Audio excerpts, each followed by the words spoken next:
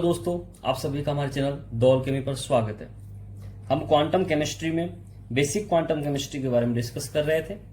ठीक है, अब तक हमने बेसिक मैथमेटिक्स फॉर्मूला जो क्वांटम मैकेनिक्स के अंदर इन्वॉल्व होते हैं उनको डिस्कस किया। उसके बाद में ऑपरेटर एंड फंक्शन के बारे में डिस्कस किया, फिर कम्यूटेटर के बारे में डिस्कस किया। ठीक है, फिर हमने लेडर ऑपरेटर के बारे में डिस्कस किया, हर्मिशियन ऑपरेटर के बारे में डिस्कस किया। क्लियर है?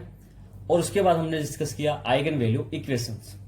आज हम इस वीडियो में डिस्कस करने जा रहे हैं नॉर्मलाइजेशन एंड प्रोबेबिलिटी, कि what the meaning of normalisation और प्रोबेबिलिटी क्या होती है।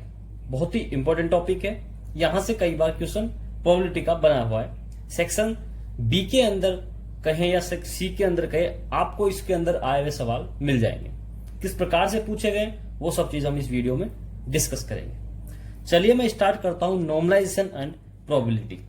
ध्यान देखना कि यहां पर क्या है कि जब क्वांटम मैकेनिक्स डेवलप हो रहा था तब क्या था कि उस डेवलप के दौरान एक बात निकल के आई थी, और वो बात ये थी कि पार्टिकल जो होता है वो मोशन करता हुआ होना चाहिए। पार्टिकल क्या होना चाहिए? मोशन करता हुआ होना चाहिए। देखो, मानो जैसे मैं कहूं कि कोई मैक्रोस्कोपिक बॉडी है। कौन सी? Macroscopic body. तो मैक्रोस्कोपिक बॉडी का तो हम क्या है कि उसकी एग्जैक्ट लोकेशन को क्या है पता कर सकते हैं। एग्जैक्ट लोकेशन का पता कर सकते हैं कि हाँ वो यहां पर है, वो यहां पर है। लेकिन जब मैं इलेक्ट्रॉन की मूवमेंट की बात करूं, या इलेक्ट्रॉन जब मूव कर रहा है, तो आप उसकी एग्जैक्ट पोजीशन नहीं निकाल सकते। किसी भी समय पर आप उसकी एग्जैक्ट पोजीशन नहीं निकाल सकते कि हाँ इस एंटायर बॉडी के अंदर यहां पर इलेक्ट्रॉन प्रेजेंट होगा। इसका मतलब क्या कहो? उसके मतलब क्या हुआ कि क्वांटम मैकेनिक्स के इनिशियल टाइम में क्या हुआ था कि एक साइंटिस्ट हुए थे, और उस साइंटिस्ट का नाम था मैक्स बॉर्न। उन मैक्स बॉर्न ने अपना एक मैक्स बॉर्न इंटरप्रिटेशन दिया, और उस इंटरप्रिटेशन में उन्होंने ये कहा कि ईच पार्टिकल की अपनी जो स्टेट होती है, और उसी का क्या होता है, एक वेव फंक्शन होता है। कोई पार्टिकल है, उस पार्टिकल की अपनी स्टेट भी होगी और उसी का वेव फंक्शन भी होगा। तो हम ये कहते हैं कि जो वेव फंक्शन है उसका माइक्रोस्कोपिक लेवल पर जो मूविंग पार्टिकल जो मूव कर रहा है उसकी एग्जैक्ट पोजीशन हम क्या करते हैं, डिटरमाइन नहीं कर पाते हैं। जो आपका माइक्रोस्कोपिक लेवल पर जो पार्टिकल है मूविंग, और वो मूवमेंट कर रहा है, तो उसका हम एग्जैक्ट क्या है पोजीशन डिटरमाइन नहीं कर सकते कि हाँ वो इस बॉडी के अंदर यहां है। जैसे मानो मैंने आपको एक बॉडी दी, इस बॉडी की जब बात करूं तो इस बॉडी के अंदर कोई इलेक्ट्रॉन प्रेजेंट है। क्या है आपका? कोई इलेक्ट्रॉन प्रेजेंट है। वो इलेक्ट्रॉन यहां है, यहां है, यहां है। कहां है उसका एग्जैक्ट लोकेशन हम पता नहीं कर सकते। तो क्या हुआ, उस वाली सिचुएशन में मैक्स बोर्न इंटरप्रिटेशन आया, और उसने ये कहा कि इसके लिए हम क्या लेते हैं, एक प्रोबेबिलिटिक रीजन लेते हैं। प्रोबेबिलिटिक रीजन का मतलब हो गया कि जैसे मैं कहूंगा कि इस बॉडी में मैंने कहा कि एक रीजन ले लेंगे कि हम इस रीजन को करेक्ट कर लिया हमने, और इस हम रीजन के लिए कहेंगे कि हाँ इसके अंदर आपका मूविंग पार्टिकल जो इलेक्ट्रॉन है वो प्रेजेंट है। तो प्रोबेबिलिटी एक बता देंगे कि इतनी प्रोबेबिलिटी है इसकी मूविंग पार्टिकल की यहां पर इस क्षेत्र में पाए जाने की, इस रीजन में पाए जाने की। ठीक है, तो इसमें क्या है कि इसका स्टेटमेंट क्या निकल के आया? स्टेटमेंट ये था, according to Max Born interpretation of wave function, the function does not determine the exact location of microscopic moving particle like electron in the system. It is provided the probabilistic region in the form of mathematical expression. वो किस form में? एक प्रोबेबिलिटिक reason में पाया जाता है, और उसका एक मैथमेटिकल क्या होता है, एक्सप्रेशन होता है। अब वो मैथमेटिकल एक्सप्रेशन क्या है वो मैं आपके सामने लिखता हूं, और वो है P is equal to integrated of psi star psi d tau, और यहां पर क्या आएगी आपकी लिमिट a to b। अब ध्यान दीजिएगा, ये एक्सप्रेशन आपको दिया गया प्रोबेबिलिटी का, और यहां पर ये जो आपका साई है, ये साई वो वेव फंक्शन है जिस स्टेट में पार्टिकल को हम ढूंढ रहे हैं। जिस स्टेट की मैं बात कर रहा हूं कि इस स्टेट में मूविंग पार्टिकल पाया जाएगा, उसकी प्रोबेबिलिटी है, उसका ये क्या है, वेव फंक्शन है। और इसका ये जो साई स्टार है, ये इसका क्या हो गया, ये हो गया इसका कॉन्जुगेट फंक्शन। तो आपका यहां पर जो साई है वो तो क्या कहलाएगा कि द वेव फंक्शन जिस स्टेट में इलेक्ट्रॉन या पार्टिकल जो है जिसको हम निकाल रहे हैं, जिसके बारे में हम यहां पे बात कर रहे हैं। और साई स्टार क्या हो गया? Conjugate function of Sai. तो ये आपका फंक्शन हो गया और ये आपका हो गया conjugate function, function of Sai, conjugate function of Sai. यहां तक आपको बात समझ में आ गई होगी। अब ध्यान दें, यहां जो मैंने लिमिट लगाई है ए टू बी, ये जो लिमिट है आपकी ए टू बी, ये क्या कह रहा है? ये वह रीजन है जिसमें आपके पार्टिकल को हम सर्च कर रहे हैं, जिसके अंदर प्रोबेबिलिटी हां इसके अंदर पार्टिकल प्रेजेंट होगा। जैसे मैंने कहा था कि इस पेपर में जब बात कर रहा हूं तो इस पेपर में ये जो पूरी बॉडी है इसकी, और तो इसमें कहां इलेक्ट्रॉन प्रेजेंट होगा, ये इसका पूरा क्या हो गया? लिमिट हो गई कि ये लिमिट है इसकी कि इसके अंदर ही प्रेजेंट होगा। उसी प्रकार से ये जो लिमिट होती है वो लिमिट होती है जिसके अंदर जिस रीजन के अंदर हम क्या कर रहे हैं, उस पार्टिकल को क्या कर रहे हैं? सर्च कर रहे हैं। ठीक है, यहां तक बात क्लियर है? एक एक चीज का आपको मीनिंग समझ में आ गया होगा कि ये क्या चीज है, ये क्या चीज। ओके, अब ध्यान दीजिएगा कि जैसे मैं आपको बात करूं कि आपको मैंने कहा कि if the system of 1D box, यदि कोई सिस्टम आपका 1D बॉक्स है जिसकी लिमिट क्या है? 0 to L, ठीक है, then the probability of finding the particle in the region of 0 to L/2, कि आपका एक 1D बॉक्स है, उस 1D बॉक्स के अंदर, 1 डायमेंशनल बॉक्स के अंदर उसकी जो इसकी ओवरऑल लिमिट क्या है? 0 to L। ये मान लीजिए यहां से ये पूरा बॉक्स है और इस बॉक्स की ये जो लिमिट है वो क्या है आपकी? 0 to L। ये आपका एक बॉक्स मैंने बताया आपको, इस बॉक्स की पूरी लिमिट क्या है? 0 to L। ठीक है, लेकिन वो क्या कह रहा है कि हमको किस एरिया में उसको देखना है? वो रीजन है आपका यहां पर L/2। तो ये जो आपका रीजन है इतना, इस रीजन में कितना % प्रोबेबिलिटी है उसकी पाए जाने की, ये अपन क्या करते हैं, इसको इंडिकेट कैसे करेंगे? उसको लिखेंगे हम P is equal to integration of 0 to L/2 psi star psi d tau. तो किस प्रकार से प्रोबेबिलिटी निकालेंगे ये अपने को पता होना चाहिए, क्योंकि माइक्रोस्कोपिकल जब लेवल पर बात करेंगे हम किसी पार्टिकल की, मूविंग पार्टिकल की, तो उसका हम डायरेक्ट या उसका एग्जैक्ट डिटरमिन नहीं कर सकते। उसके लिए हम क्या करते हैं? प्रोबेबिलिटिक रीजन पकड़ेंगे, उस प्रोबेबिलिटिक रीजन को लेकर के ही हम क्या करेंगे? उसका आइडेंटिफिकेशन करेंगे, हाँ वो इतना % पाए जाने की प्रोबेबिलिटी है। यहां तक आपको बात समझ में आई होगी। अब ये जो मैथमेटिकल, ये जो हमने एक्सप्रेशन लिखा, ये क्या होता है कि 2 प्रकार से हो सकता है। यहां में इस जो ये है, इसको मैं 2 प्रकार से डिफाइन करूंगा। क्या लिखा था मैंने आपके सामने यहां पर कि P is equal to A to B। P integrated किसका किया मैंने? A से B तक की लिमिट लगाई, psi star psi d tau. यहां पर मैं 2 बात करूंगा, यहां पर मेरी क्या होगी? 2 बातें होगी। पहली क्या कहती है? If Sai contain with I, if Sai contain with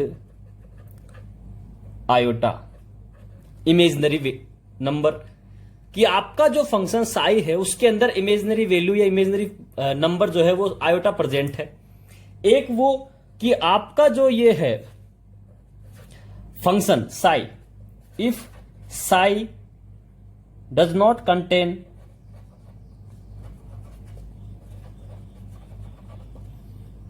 iota, एक में तो आपका आयोटा प्रेजेंट है, दूसरे में फंक्शन में आपका आयोटा प्रेजेंट नहीं है। ये 2 इसकी क्या बन गई? प्रोबेबिलिटी क्षेत्र। तो इस वाली सिचुएशन में जो फॉर्मूला निकल के आता है आपका प्रोबेबिलिटी का, क्या हो जाएगा? यदि आपके फंक्शन के अंदर आयोटा प्रेजेंट है, उस वाली सिचुएशन में जो फॉर्मूला होगा वो होगा आपका A to B psi star psi d tau. जिस फॉर्म में है उस फॉर्म में हम उसको लिखेंगे। लेकिन जब मैं विदाउट साई आयोटा वाली बात करूंगा, फंक्शन में यदि आयोटा प्रेजेंट नहीं है, देन द प्रोबेबिलिटी इज, हम एक्सप्रेस करेंगे उसको लिमिट A to B, और उसको मैं साई स्क्वायर डी टो लिख सकता हूं। क्यों? इसका मतलब देखो, मैंने कहा आपको लास्ट वीडियो में, मैंने आपको बताया भी है कि जैसे मैंने आपको कहा था कि साई इज इक्वल टू आपको दे दूं मैं AX plus iota B, AX plus iota B। ये एक फंक्शन है, और इसका कॉन्जुगेट जब मैं बनाता हूं तो आयोटा प्रेजेंट है तो साइन क्या हो जाएगा, चेंज, ये बन जाएगा। तो दोनों क्या डिफरेंट हो गए। तो इस वाली प्रेजेंट मैंने क्या कहा, आयोटा प्रेजेंट है तो दोनों को अपन इस प्रकार से एक्सप्रेस करेंगे, आयोटा स्टार आयोटा। लेकिन यदि आपके फंक्शन में आयोटा एब्सेंट है, यदि आपके फंक्शन में आयोटा एब्सेंट है, ये तो आपका इसका हो गया। यदि आयोटा एब्सेंट है तो देखो, जैसे मैंने लिखा psi is equal to a x plus b, तो इसका जब मैं कॉन्जुगेट बनाऊंगा देन जो रिप्रेजेंट होगा वो ये का यही होगा। तो इस वाली सिचुएशन में क्या आ रहा है, सेम आ रहा है, इसलिए मैं साई स्टार और साई को क्या कर सकता हूं, साई स्क्वायर बोल सकता हूं। यहां बात आपको समझ में आ रही होगी मेरी। तो किस वाली सिचुएशन में आपको कौन सा फॉर्मूला लेना है, ये काम में अपने को पता होना चाहिए। यदि आयोटा प्रेजेंट है आपके फंक्शन में तो अपन उसको इस फॉर्म में एक्सप्रेस करेंगे, यदि आयोटा एब्सेंट है तो हम इसको साई स्क्वायर एक साथ भी लिख सकते हैं, कोई प्रॉब्लम वाली बात नहीं है। यहां तक आपको बात समझ में आ गई होगी कि प्रोबेबिलिटी किस प्रकार से हम फाइंड आउट करेंगे और प्रोबेबिलिटी कैसे निकालते हैं जब अपन मैक्रोस्कोपिक लेवल पर पार्टिकल्स की बात करते हैं, जो क्या कर रहा है, मूवमेंट कर रहा है, मूविंग पार्टिकल है। यहां तक आपको बात समझ में आ गई होगी। चलिए अब मैं आपको बात करता हूं कि नॉर्मलाइजेशन क्या होता है और हम किस प्रकार से इनको निकालते हैं। तो अब मैं सबसे पहले आपसे बात कर रहा हूं नॉर्मलाइजेशन। किसकी बात कर रहा हूं मैं आपसे, normalisation.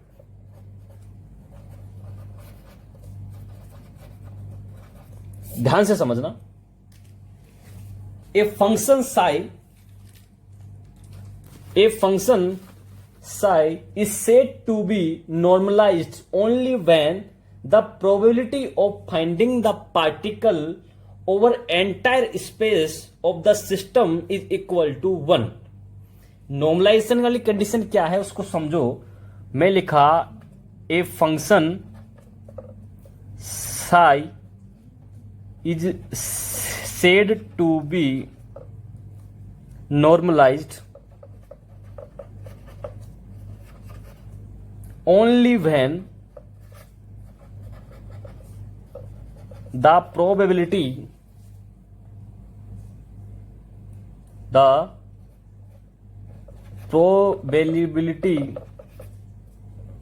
of finding the particle over entire space, over entire मतलब कंप्लीट बॉडी के अंदर, over entire space of the system, किसके अंदर, सिस्टम के अंदर, of the system is equal to 1, मतलब 1। तो क्या कहा, a function psi is said to be normalised only when the probability of finding the particle over entire space of the system is equal to 1। It means कि यदि आपका जो probability जो है, प्रोबेबिलिटी क्या होती है आपकी, मैंने लिखा था आपको समझाया था अभी कि P इज इक्वल टू क्या बताया था मैंने आपको, ये आपका एंटायर स्पेस ले लिया A to B over limit psi star psi d tau, इसका रिजल्ट यदि आपका ओवरऑल 1 निकल के आ रहा है, इट मीन्स आपका जो फंक्शन दिया हुआ है साई वो आपका क्या है, नॉर्मलाइज फंक्शन है। यदि उसका ओवरऑल रिजल्ट कितना आ जाए 1, तो आपका फंक्शन क्या होगा, नॉर्मलाइज्ड। देन क्या कहेंगे, when psi said to be normalized function। लेकिन if the function is not normalised, the function is not normalised, then we have to normalise the given function by using normalisation constant. ठीक है, यदि आपका function normalised नहीं है, यदि आपका इसका ओवरऑल 1 नहीं आ रहा है, उससे कुछ कम या उससे कुछ ज्यादा आ रहा है, उस वाली सिचुएशन में हम क्या करते हैं, फंक्शन को नॉर्मलाइज करते हैं गिवन फंक्शन को, और उसके लिए हम क्या करते हैं कि एक काम में लेते हैं, वो होता है नॉर्मलाइजेशन कांस्टेंट। और उस नॉर्मलाइज कांस्टेंट को किस प्रकार से डिफाइन करते हैं वो मैं आपको बताता हूं। देखिए, जो आपका ये निकल के आ गया, अब मान लो फंक्शन नॉर्मलाइज नहीं है तो उस वाली सिचुएशन में क्या करेंगे, हम निकालते हैं नॉर्मलाइजेशन कांस्टेंट n। और ये नॉर्मलाइजेशन कांस्टेंट n क्या होता है कि आपका जो प्रोबेबिलिटी निकालने का फॉर्मूला है A to B psi star psi d tau, इसका मुझे क्या करना होता है यहां पर, अंडर रूट। तो 1 by under root integration A to B psi star psi d tau, ये जो आपका कहलाएगा, ये क्या कहलाएगा, नॉर्मलाइजेशन कांस्टेंट। और ये नॉर्मलाइजेशन कांस्टेंट जो निकल के आया, तो जैसे मैंने आपको कहा कोई फंक्शन आपका, जैसे मैंने आपके सामने लिखा कोई फंक्शन है आपका साई, जिसका वैल्यू है एक्स, और ये जो एक्स है ये आपका क्या है, नॉर्मलाइज्ड नहीं है, नॉट नॉर्मलाइज्ड, नॉट नॉर्मलाइज्ड। जब नॉट नॉर्मलाइज्ड मींस नॉर्मलाइज नहीं है, तो नॉर्मलाइज करने के लिए हम क्या करेंगे, नॉर्मलाइज कांस्टेंट लगाएंगे। तो जैसे ही मैं इसके आगे नॉर्मलाइज कांस्टेंट लगा दूंगा तो आपका ये जो फंक्शन बन गया, अब ये फंक्शन क्या है आपका, normalised.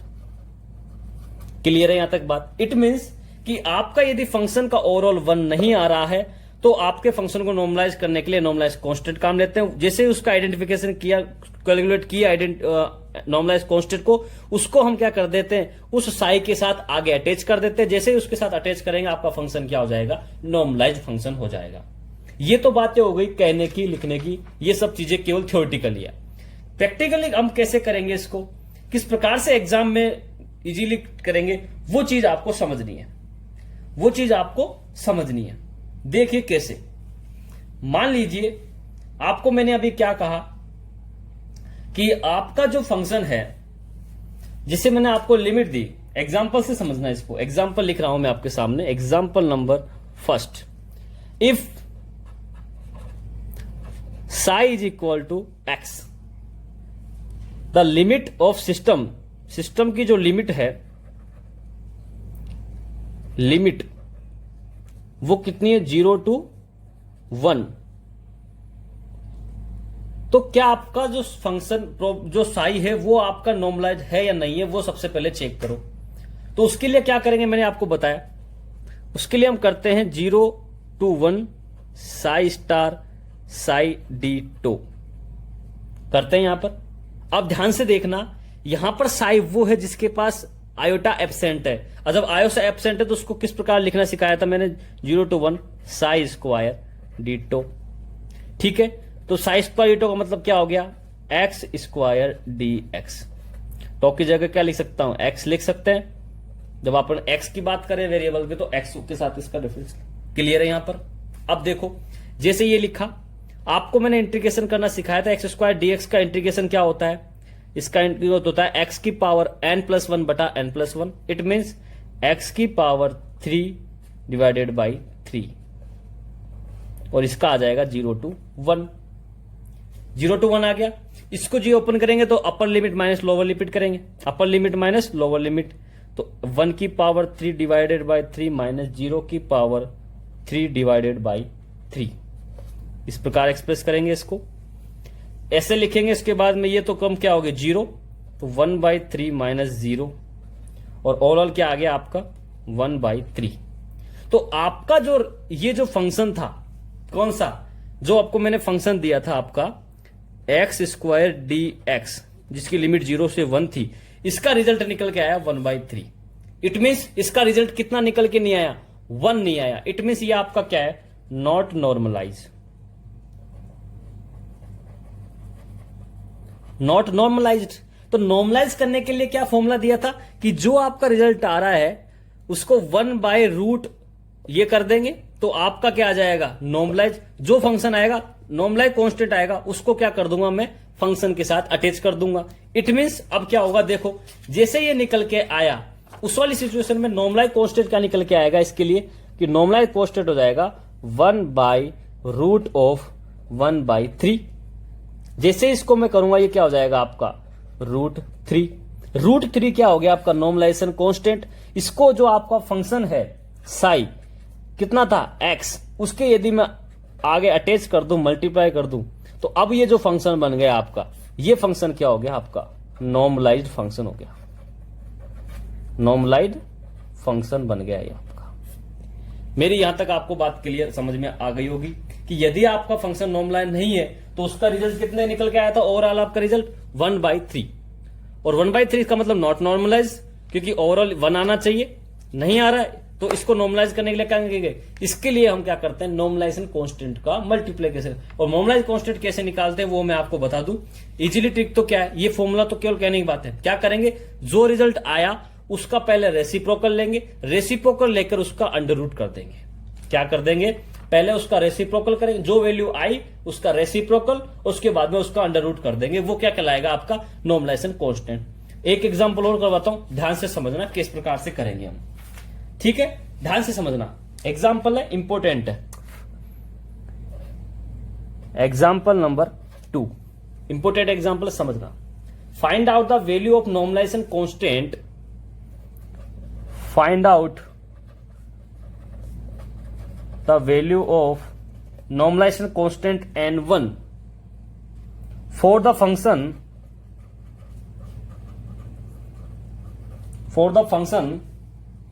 defined in the interval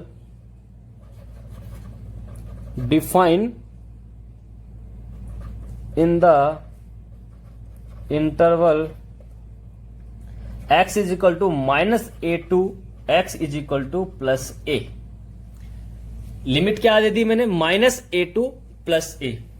इसके अंदर हमको ये डिफाइन करना है कि नॉर्मलाइजेशन क्या होगा, और आपका जो फंक्शन है, फंक्शन क्या दिया है उसने, psi is equal to n1 a square minus x square, ये आपका फंक्शन दिया है। यहां पर अपने को क्या फाइंड आउट करना है, n1 क्या आएगा, क्या वैल्यू होगी इसकी, और अपने को इन्होंने एक बाउंड्री कंडीशन भी दी है, और वो बाउंड्री कंडीशन क्या है कि psi is equal to D0 4 x 2 and x plus a. इसमें ये बाउंड्री कंडीशन दे दी है कि आपका माइनस ए से प्लस ए, माइनस ए से प्लस ए के बाहर जो भी वो है उसके अंदर आपका साई का वैल्यू कितना है, 0। इट मीन्स जो पाए जाने की जो प्रोबेबिलिटी है वो कहां है, कि इसके अंदर ही है। क्या आपकी मेरी बात समझ में आ रही है? ये कंडीशन आपको वहां पर दी गई है कि माइनस ए से माइनस बी के बाहर आपका साई का वैल्यू कितना आ रहा है, 0। मतलब वहां पर प्रोबेबिलिटी कितनी है, 0 पार्टिकल की पाए जाने की। तो आपका जो क्वेश्चन है वो समझ में आ गया कि आपका फंक्शन ये दिया गया है, लिमिट आपको ये दी गई है, और आपको ये बाउंड्री कंडीशन भी आपको दी गई है, और आपको पता करना है कि यहां पर नॉर्मलाइजेशन कांस्टेंट क्या होगा। ठीक है, देखिए बहुत ही इजी सवाल है। इस प्रकार के क्वेश्चन कई बार बन जाते हैं। क्या पूछा इसमें, देखो किस प्रकार से अपन निकालेंगे। मैंने लिखा आपका साई क्या दिया है, इसने साई दिया है आपको a square minus x square. N लिखने की नीड नहीं, क्योंकि एन अपने को फाइंड करना है। इस फंक्शन में आपको क्या नहीं दी, आयोटा प्रेजेंट नहीं है। जब आयोटा एब्सेंट है तो अपने को किस प्रकार का प्रोबेबिलिटी का फॉर्मूला काम में लेना है, वो ध्यान से देखो। माइनस ए से plus a psi square d x, clear है। साई स्क्वायर डी एक्स काम में लेंगे हम। चलिए, अब जब साई स्क्वायर डी एक्स काम में लिया तो इसको मैं किस प्रकार से लिखूंगा उसको समझो। इसको मैं किस प्रकार से लिखूंगा वो समझो। Minus a to plus A square minus x square का होल स्क्वायर डी एक्स, इसी प्रकार से लिखूंगा। और इसको मैं क्या बोल सकता हूं, जब मैं बोलूंगा तो इसको मैं बोल सकता हूं ए स्क्वायर माइनस बी स्क्वायर। ठीक है, लेकिन हम इसको ओवरऑल क्या मान लेंगे, इसको ओवरऑल बोलेंगे ए, इसको बोलेंगे बी, तो ए माइनस बी का होल स्क्वायर क्या हो गया ये। इसको यदि मैं आपको ए कहूं तो इसको यदि मैं बी कहूं तो ए माइनस बी का होल स्क्वायर हो गया। और इसको हम किस प्रकार से ओपन करते हैं, a square plus b square minus 2ab, इसी प्रकार लिखते हैं हम इसको, a square plus b square minus 2ab। तो इसको देखो किस प्रकार से मैं ओपन करता हूं वो समझना ओपन किस प्रकार से कर रहा हूं। यहां लगा दी मैंने लिमिट माइनस ए से प्लस ए, और आपने इसको ओपन किया तो क्या निकल गया, ए की पावर 4 प्लस एक्स की power 4 minus 2a square x square और डी एक्स। क्लियर, समझ में आ गया। ए स्क्वायर का स्क्वायर क्या, a4 आ गया, a square plus b square minus 2ab। Clear है यहां तक बात आपको, यहां तक बात क्लियर है। अब समझिएगा, जैसे ये लिखा, अब क्या करूंगा मैं, dx के साथ इंडिविजुअली इसका क्या करूंगा, इंटीग्रेशन लेकर के इंटीग्रेशन करूंगा, 1 बाय 1 एक एक का इंटीग्रेशन करूंगा। तो मैंने पहले इंटीग्रेशन माइनस ए से प्लस ए की power 4 d x plus integration minus a से प्लस ए एक्स की पावर 4 डी एक्स ठीक है, यहां तक क्लियर है। नेक्स्ट दे दे minus integration minus a to plus a two a square x square d x. यही लिखेंगे हम यहां पर, यही लिखेंगे यहां पर।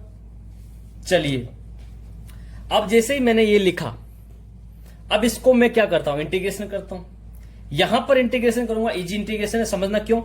ए की पावर 4 जो है वो कांस्टेंट है, डीएक्स की रेस्पेक्ट में कर रहा हूं, एक्स वेरिएबल है, तो ये क्या हो गया कांस्टेंट। ये एज इट इज क्या आ जाएगा, बाहर निकल के आ जाएगा। कांस्टेंट जब बाहर निकल के आएगा तो आपका बचाएगा क्या, वो समझना। देखो यहां पर जैसे ही मैंने A4 को बाहर लिया, लिमिट क्या आ गई, माइनस ए से प्लस ए dx। क्लियर है। इसका क्या लूंगा मैं, इसका क्या आएगा इंटीग्रेशन, देखो एक्स स्क्वायर एक्स की पावर 4 dx का क्या हो जाएगा, एक्स की पावर 5 डिवाइडेड बाई 5, एक्स की पावर 5 डिवाइडेड बाई 5, और लिमिट क्या है minus a to plus A. Clear है यहां तक क्लियर है। नेक्स्ट देखिए, माइनस 2a स्क्वायर क्या है, कांस्टेंट है, बाहर ले लूंगा। 2a स्क्वायर क्या ले लिया मैंने बाहर, 2a स्क्वायर बाहर, और लिमिट माइनस ए से प्लस ए और एक्स स्क्वायर डी एक्स। यहां तक आपको बात समझ में आ गई होगी। क्लियर है।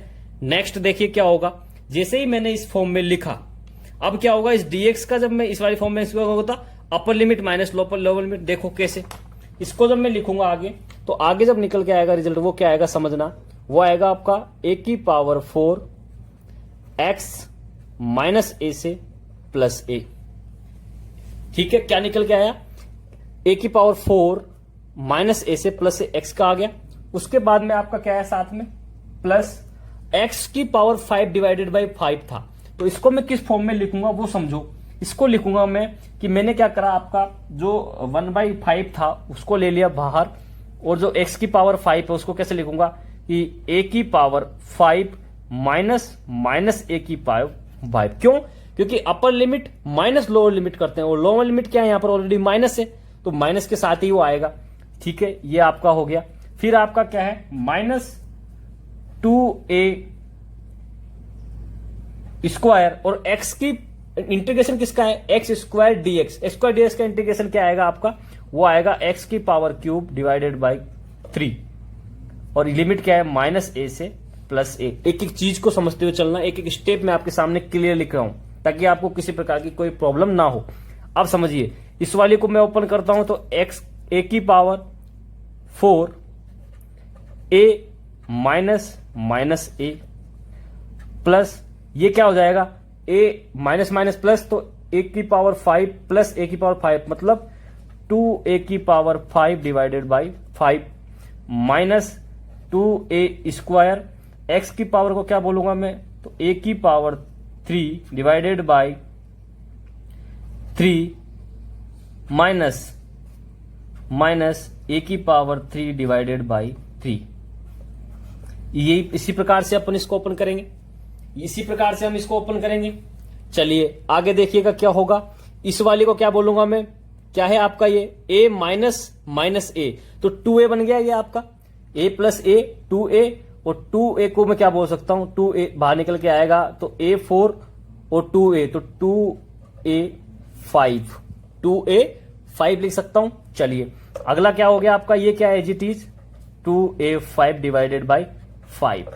अब ध्यान से देखना आगे क्या होगा, आगे देखना क्या हो रहा है। यहां पर जब इसको मैं जोड़ रहा हूं तो ये क्या हो जाएगा, ये आपका निकल के आ जाएगा 2 ऑलरेडी है, 2 के साथ में 2 क्या हो जाएगा 4, ये निकल के आएगा आपका 2a क्यूब हो जाएगा, a क्यूब और a स्क्वायर क्या हो जाएगा, a की पावर 5 डिवाइडेड बाई 3। ये आपका यहां तक निकल के आ गया। अब समझिएगा आगे क्या होगा। आगे जब मैं इसका एलएचएस लेता हूं तो वो क्या निकल के आएगा उसको समझो।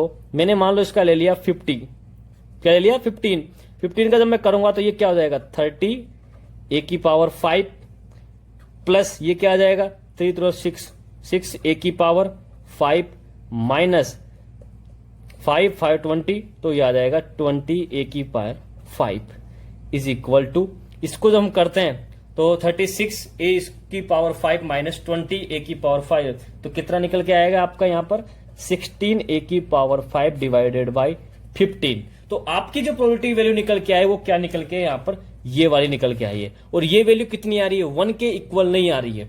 इट मीन्स आपका जो फंक्शन है वो क्या है, नॉट नॉर्मलाइज्ड। फंक्शन क्या है, नॉट नॉर्मलाइज्ड।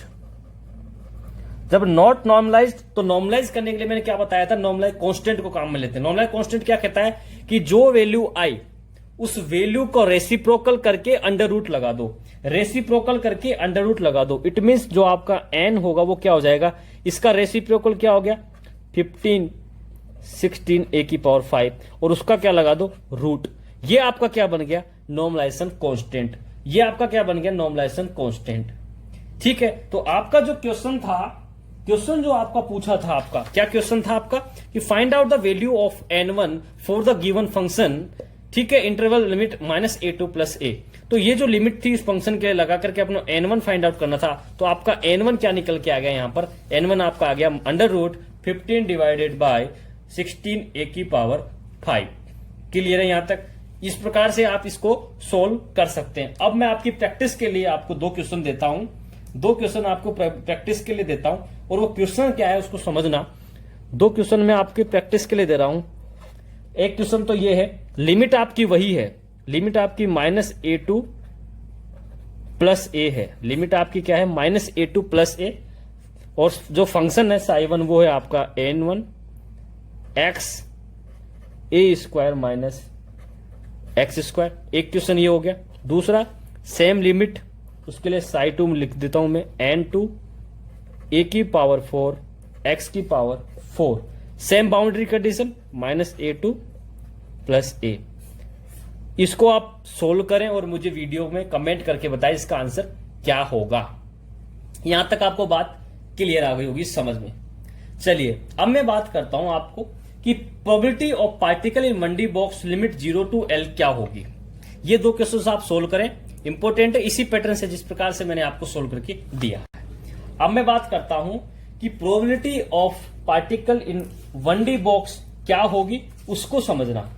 आपको कितना इजी तरीके से सोल्व करेंगे वो आप देखना। तो probability of particle in 1D box limit 0 to L। Probability of particle in 1D box limit 0 to L।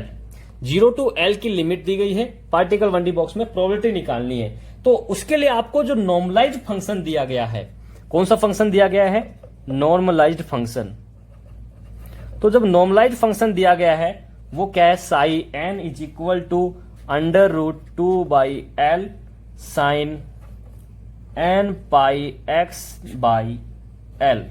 और ध्यान दे यहां पर जो n है वो क्या है, 1 2 3 4 n तक जाएगा।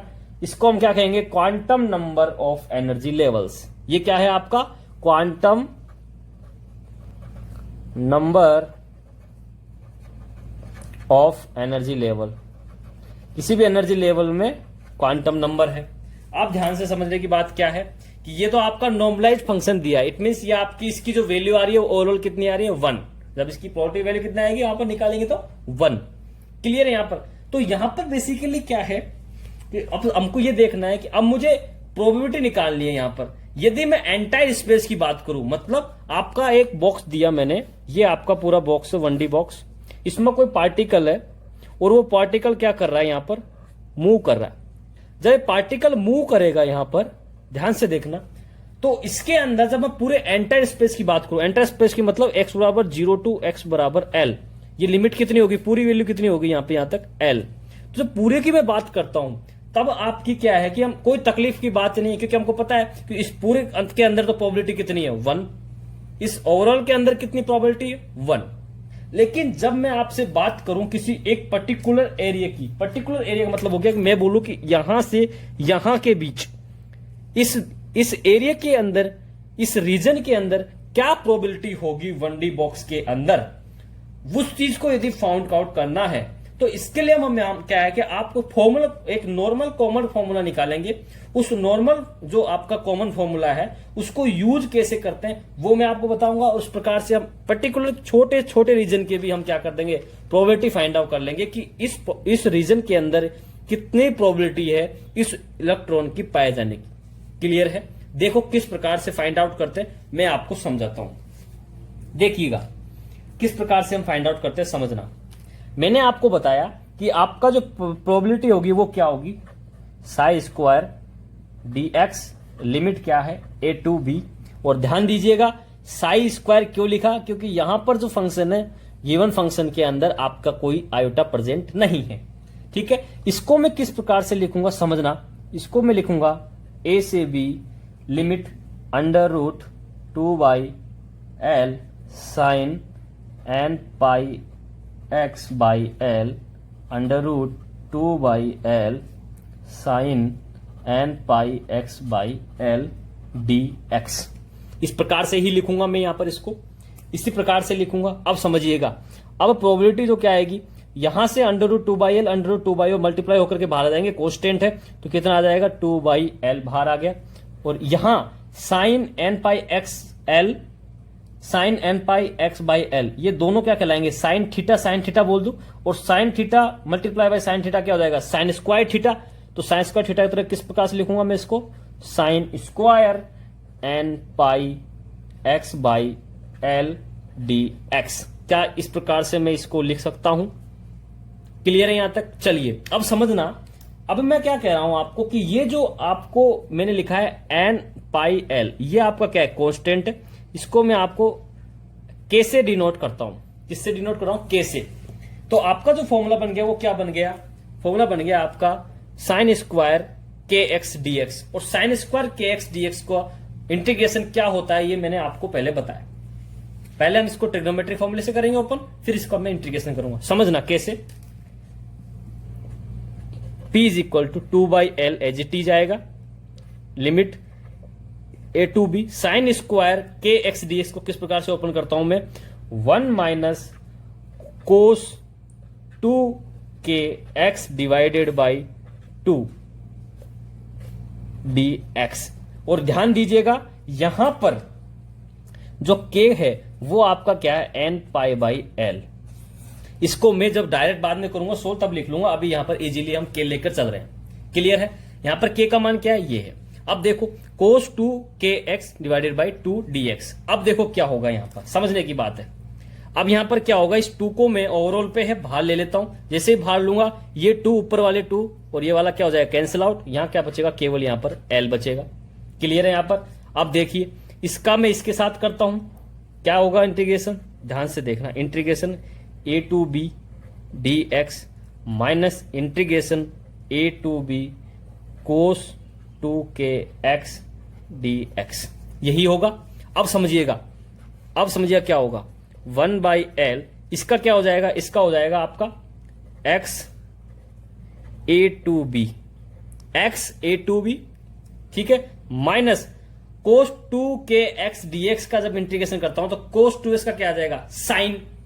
ठीक है, साइन हो जाता है इसका, और साइन का क्या होता है, माइनस कॉस। तो देखो क्या आएगा इसका निकल करके, sign 2kx divided by 2k, और इसकी लिमिट क्या आ जाएगी आपकी, a टू b, यही आ जाएगी आपकी लिमिट। अब समझिएगा, अब समझने की बात क्या है उसको समझो।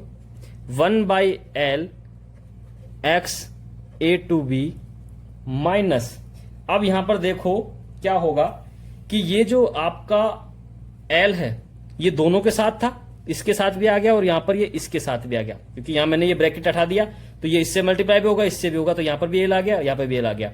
अब इसके साथ क्या है कि ये वैल्यू क्या है, कांस्टेंट है, इसको बाहर ले लूं तो 1/2 kl बाहर आ गया, और अंदर क्या बचा है आपके पास, साइन 2kx की a टू b की लिमिट के साथ। क्लियर है? एक एक चीज समझना। अब ध्यान से देखना क्या होगा। अब मैं यहां पर k की वैल्यू लिखता हूं, क्या है, n pi by l। n pi by लिखते ही समझ में आना फॉर्मूला क्या निकल गया है, 1/l x की power a to b, x की लिमिट क्या आ गई, a टू b माइनस 1/2।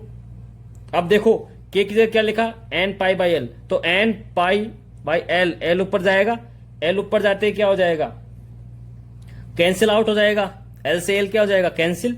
तो यहां पर क्या बचेगा, 2πn, केवल 2πn बचेगा, क्योंकि यहां का l जो है ऊपर जाएगा, इस एल से एल आउट कैंसिल आउट हो जाएगा।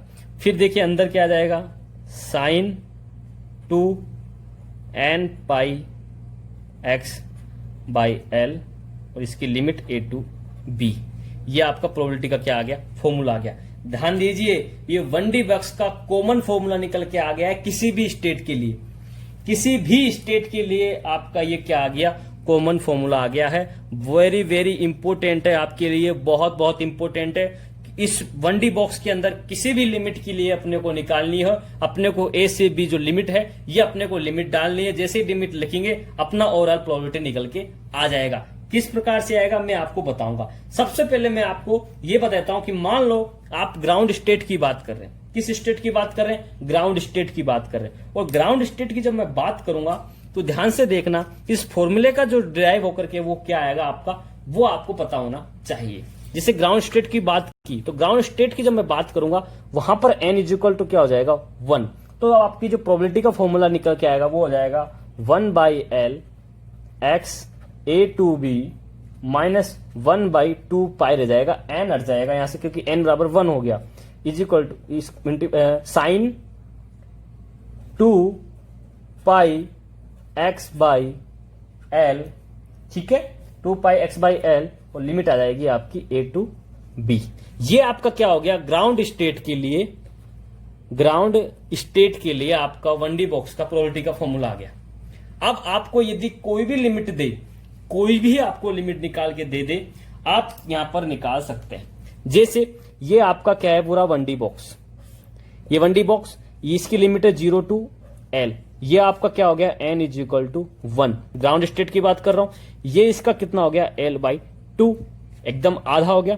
तो यदि आपसे पूछे प्रोबेबिलिटी किसकी, आपकी प्रोबेबिलिटी पूछे 0 से 1/l/4, l/4 वाले रीजन की बात करें, इस रीजन में कितनी प्रोबेबिलिटी होगी, उस प्रोबेबिलिटी को हम इस फॉर्मूले में निकालेंगे। लिमिट क्या हो जाएगी, a इज इक्वल टू हो जाएगा 0 और b इज इक्वल टू हो जाएगा l/4। इसको यूज कर करके मैं इस फॉर्मूले में लिखूंगा तो प्रोबेबिलिटी क्या कर सकता हूं, फाइंड आउट कर सकता हूं। किस प्रकार से करूंगा समझिएगा। हमको निकालनी है प्रोबेबिलिटी, और प्रोबेबिलिटी क्या होती है, p इज इक्वल टू, किसके लिए निकाल रहा हूं मैं, 0 टू l/4 के लिए। समझिएगा कैसे निकलेगी। मैंने लिखा 1/l x 0 to l/4 minus 1/2 pi sine 2 pi x by l 0 to l/4। Clear है। जैसे ही लिखा इसको मैं किस प्रकार से लिखूंगा, 1/l, इसको आगे ले लिया l/4 minus 0, l/4 minus 0 minus 1/2 पाई। क्लियर है। और इसको जब लिखूंगा तो क्या हो जाएगा, साइन पाई बाई 2। क्यों, देखो जैसे l/4 अंदर आएगा, जब जैसे l/4 अंदर आएगा तो यहां से l से l कैंसिल आउट हो जाएगा और 2 से 4 2 टाइम कैंसिल आउट हो जाएगा, बचेगा 2। क्लियर है यहां पर, ठीक है, x की जगह। अब माइनस इधर क्या आ जाएगा, साइन 0। साइन 0 का मान कितना होता है, 0, और साइन π/2 का मतलब हो गया साइन 90, और साइन 90 का मान होता है 1। तो आपका जो प्रोबेबिलिटी निकल के आ गया वो क्या आ गया, 1/। अब यहां पर देखो क्या हो गया, ये l से l क्या हो जाएगा, कैंसिल, l से l कैंसिल हो गया, बचेगा क्या, 1/4 माइनस 1/2 पाई। तो आपकी जो रीजन है 0 टू l के लिए जो प्रोबेबिलिटी निकल के आएगी 1D बॉक्स में वो क्या आ जाएगी, 1/4 माइनस 1/2 पाई। ये आपसे एग्जाम में पूछी जा सकती है। आपको क्वेश्चन किस प्रकार से दिया जाएगा कि 1D बॉक्स के लिए लिमिट है आपकी 0 to l/4, then calculate the probability of finding the particle.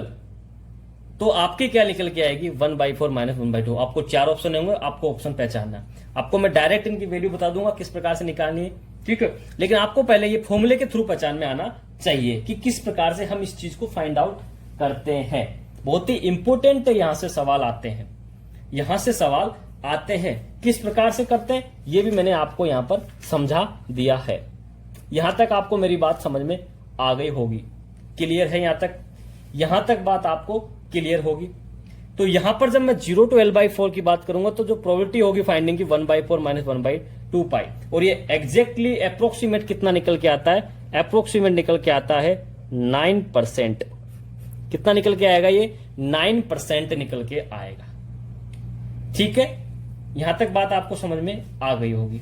अब मैं आपके सामने एक और इसी का क्वेश्चन पूछता हूं। लिमिट आपको मैंने दी, लिमिट क्या दी मैंने आपको लिमिट मान लो मैंने दे दी 0 to L/2।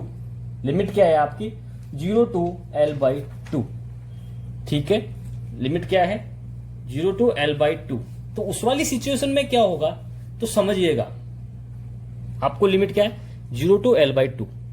तो देखो लिमिट क्या है? 0 to L/2। इसके लिए प्रोबेबिलिटी जब निकालेंगे तो देखो प्रोबेबिलिटी क्या निकल के आएगी। मैं आपको समझाता हूं, यहां पर समझने की कोशिश करना कि जो प्रोबेबिलिटी आएगी वो आएगी P is equal to 1/L x 0 से L/2 माइनस 1/2 पाई साइन 2 पाई x/L 0 से L/4। और जब इसको फाइंड करूंगा तो क्या आ जाएगा? 1/L L/2 माइनस 0 माइनस 1/2 पाई। अब इसका क्या आएगा? साइन 2 पाई L/2L माइनस साइन 0। इसको जब मैं कैंसिल आउट करूंगा तो क्या निकल के आएगा? 2L से 2L कैंसिल बच गया, क्या बचेगा? Sine pi. साइन पाई का मान 180 का 0 होता है और इसका भी 0 होता है। 0 से 0 कैंसिल आउट, बचेगा क्या? 1/L into L/2। ठीक है, ये पूरा हो गया 0। L से क्या हो गया? L। ओवरऑल क्या बचा? 1/2। तो आपकी जो प्रोबेबिलिटी क्या होगी, जब मैं रीजन कौन सा ले रहा हूं? 0 से L/2, इस वाले के लिए प्रोबेबिलिटी निकल गया है 1/2। इसका मतलब प्रोबेबिलिटी यहां पर कितनी होगी? आपकी 50% प्रोबेबिलिटी होगी। तो जब मैं 0 to L की बात करता हूं, प्रोबेबिलिटी क्या निकल के आ गई? 50% निकल के आ गई। तो आप एक चीज ध्यान दें, अब यहां पर ध्यान देने वाली चीज क्या है उसको समझो कि जब मैं बात कर रहा हूं आपकी 0 से L/2 की तब 50% और 0 से L/4 की कितनी निकल के आएगी? 9%। तो जो बीच वाला जो एंटायर बचा है इसका कितना आएगा? इसका आ जाएगा आपका 41%। ये चीज आपको समझ में आ गई? ये चीज आपको समझ में आ गई होगी। ठीक है, अब ध्यान दीजिए, मैं आपको कुछ एग्जाम्पल देता हूं। इसी से रिलेटेड कुछ एग्जाम्पल मैं आपके सामने दे रहा हूं। एग्जाम्पल को समझो और मुझे बताना किस प्रकार से आप उसको फाइंड आउट करेंगे। देखिएगा, अब मैं आपको दे रहा हूं, यहां तक तो आपको समझ में आ गया होगा। इसी के लिए मैं आपको क्वेश्चन देता हूं, होमवर्क है आपके लिए। और होमवर्क क्या है आप समझना। पहला होमवर्क ये है कि आपको लिमिट L/2 टू L के लिए निकालना है प्रोबेबिलिटी। दूसरा आपको प्रोबेबिलिटी निकालना है L/4 टू 3L/4। फिर निकालना है आपको 3L/4 टू L। और फिर आपको फोर्थ नंबर पे निकालना है 0 टू L/3। इसके लिए आप वैल्यू फाइंड आउट करें। ध्यान दीजिएगा, प्रीवियस ईयर के अंदर आपको L/4 टू 3L/4 ये आपसे पूछा जा चुका है। इंपोर्टेंट क्वेश्चन है, प्रीवियस ईयर में आ चुका है प्रोबेबिलिटी निकालने का। किस प्रकार से प्रोबेबिलिटी फाइंड आउट करते हैं आपको पता होनी चाहिए। आप इसको सोल्व करिएगा, इसका जो रिजल्टेंट आएगा वो रिजल्ट क्या आएगा? इसका आएगा आपका 1/2 प्लस 1/पाई। 1/2 डिवाइडेड बाई 1/2 प्लस 1/पाई। इसका क्या आएगा? रिजल्ट आएगा अप्रोक्सीमेट 81.8% के अप्रोक्सीमेट प्रोबेबिलिटी होती है। फाउंड आउट कीजिएगा इसका क्या आती है। L/2 टू L कितना आएगी? L/2 टू L निकल के आएगी आपकी, वही आएगी 1/2 अप्रोक्सीमेट 50% आएगी। क्लियर है? यहां पर जो आपकी 3L/4 से L की वाली जो कैलकुलेट करेंगे आप, कौन सी? 3L/4 टू L की कैलकुलेट करेंगे तो वो भी आपकी निकल के आएगी 1/4 माइनस 1/2 पाई अप्रोक्सीमेट 9% निकल के आएगी। और फाइनली जो 0 से L/3 होगी वो जो प्रोबेबिलिटी निकल के आएगी वो क्या आएगी? आपकी प्रोबेबिलिटी आएगी 1/3 माइनस √3/4 पाई अप्रोक्सीमेटली 19.5%। इन चारों को आप सोल्व कीजिए। क्या आपका ये आंसर आ रहा है? कमेंट बॉक्स में यस और नो में आपका आंसर दीजिए। कोई भी इश्यू हो तो आप कमेंट कर सकते हैं ताकि अपन इसको सोल्व कर लें। यहां तक आपको क्लियर है? तो यहां तक हमने आज नॉर्मलाइजेशन एंड प्रोबेबिलिटी के बारे में डिस्कस किया। बहुत इंपॉर्टेंट है प्रोबेबिलिटी का, कई बार डायरेक्ट सवाल पूछा भी गया है। आपसे आगे भी पूछा सकता है 1D बॉक्स के लिए वो। और दूसरी चीज इंपॉर्टेंट ये है कि ये जी चीज हम यहाँ पर पर्टर्बेशन जो मेथड पढ़ेंगे तब आपका इस प्रोबेबिलिटी जो रीजन की हम बात करिए, इस रेंज की बात, ये सब वहां पर बहुत ज्यादा इंपॉर्टेंट काम में आने वाला है। क्लियर है यहां तक? तो आज जो अपना टारगेट था वो कंप्लीट आपको समझ में आ गया होगा कि नॉर्मलाइजेशन और प्रोबेबिलिटी अपने को फाइंड आउट करनी थी, किस प्रकार से निकलते हैं ये अपने को पता होना चाहिए था। ये आपकी नॉर्मलाइजेशन और प्रोबेबिलिटी यहां पर बाइंड अप होती है। नेक्स्ट वीडियो में हम एक्सपेक्टेशन वैल्यू और एवरेज वैल्यू जो है उसको समझेंगे, और उसके बाद में अपना क्या है कि एक बेसिक जो क्वांटम का पोर्शन था, फर्स्ट पोर्शन अपना, वो बाइंड अप हो जाएगा। फिर हम इसकी एप्लीकेशन पार्ट में घुसेंगे, श्रोडिंगर इक्वेशन कैसे ड्राइव करते हैं, और उसके फिर एप्लीकेशन पार्ट में एंटर कर जाएंगे। तो जो बेसिक पार्ट है वो लास्ट अपना नेक्स्ट वीडियो आएगा आपका एक्सपेक्टेशन वैल्यू और एवरेज वैल्यू, उसको कंप्लीट करने के बाद अपना एक पोर्शन कंप्लीट हो जाएगा। यहां से आपका एनी हाउ 2 क्वेश्चन आपके यहां से बनते हैं। यहां तक आपके 2 क्वेश्चन एसआर में अंदर 4 मार्क्स के अंदर बन जाते हैं। क्लियर है? तो यहां से ये चीज आपको पता होनी चाहिए। क्लियर है? वीडियो अच्छी लगी तो लाइक करें, चैनल को सब्सक्राइब करें और ज्यादा से ज्यादा वीडियो को शेयर करें। क्लियर है? All the very best, good luck.